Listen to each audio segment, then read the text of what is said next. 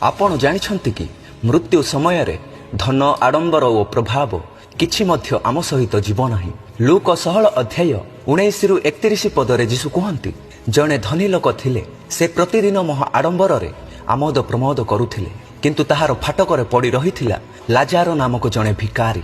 ता देहरे घा भर्ती होइथिला। से सेही धनी लोकर मेजरु पड़िबा अइंठारु किछि खाई पेट पुरेइबाकू आशा करुथिला। आउ कुकुर गुड़ाक सुधा आसी ताहार घा सबु चाटुथिले। समय आसिला, लाजार मरीगला। दूत माने तांकु अब्राहम को कोल को नहीं गले।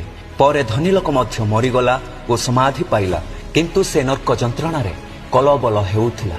मृत्यु पूर्वरु सेमानक अवस्था जेमिति मध्य थिला, किंतु मृत्यु परे सबु पलटि गला। लाजार स्वर्ग को गला, किंतु धनी लोक नर्क जंत्रणा रे कलबल हेला।